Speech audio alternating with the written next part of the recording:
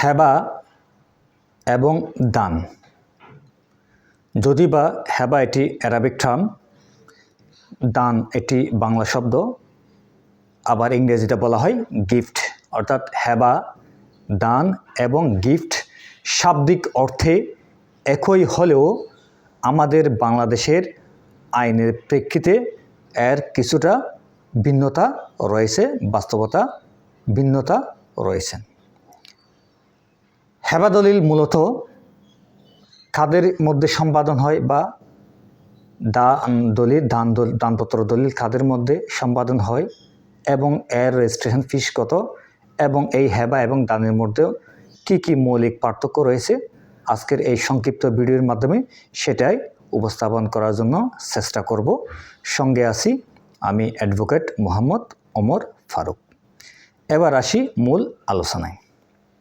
দেখুন, হেবা এবং দান শাব্দিক অর্থে একই হলেও বাস্তবতায় কিছুটা ভিন্নতা রয়েছে।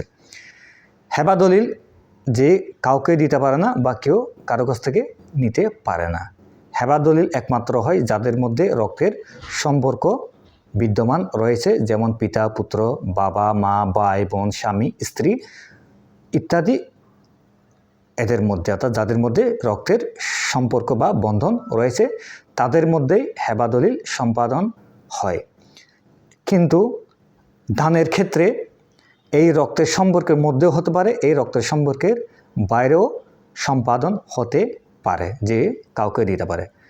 হেবা দলিলের মধ্যে কোনো কনসিডারেশন নাই, অর্থাৎ সম্পত্তি হস্তান্তরের বিনিময়ে কোনো টাকা পয়সা বা আর্থিক বিনিময় থাকে না। কিন্তু দানপত্র দলিলের মধ্যে সামান্য পরিমাণে কি থাকে, বিনিময় থাকে।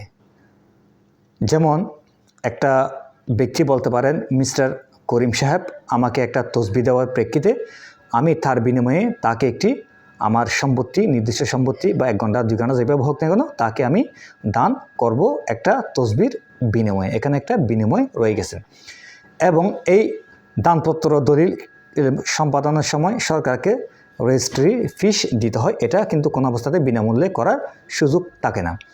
অপরপক্ষে হেবা দলিলের মধ্যে কোনো প্রকার কনসিডারেশন বা কোনো বিনিময়, পণ্য বিনিময় বা টাকা পয়সা আর্থিক বা অন্য কোনো কিছু বিনিময় থাকে না। এটা সম্পূর্ণ বিনিময় মুক্ত।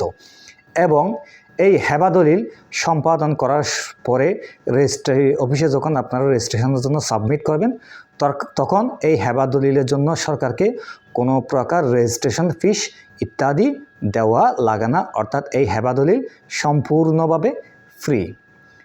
তাহলে বলা যেতে পারে হেবা দলিল সম্পূর্ণ রেজিস্ট্রেশন ফ্রি এবং হেবা দলিল যে কাউকে দিতে পারে না এবং কেউ কারো কাছ থেকে সহজে নিতে পারে না, শুধুমাত্র রক্ত সম্পর্কের মধ্যে হয়।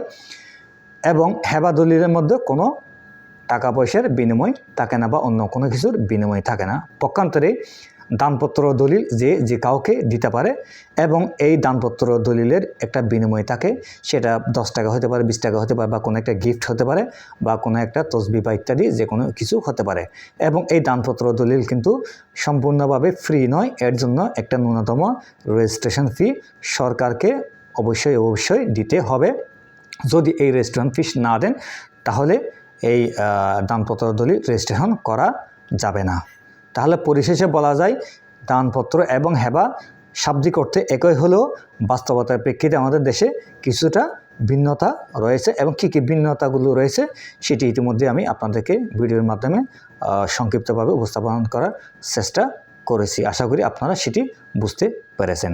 তো আজকের মতো এখানেই বিদায় নিচ্ছি। সবাই ভালো থাকুন, সুস্থ থাকুন। ধন্যবাদ। আসসালামু আলাইকুম ওয়া রাহমাতুল্লাহ।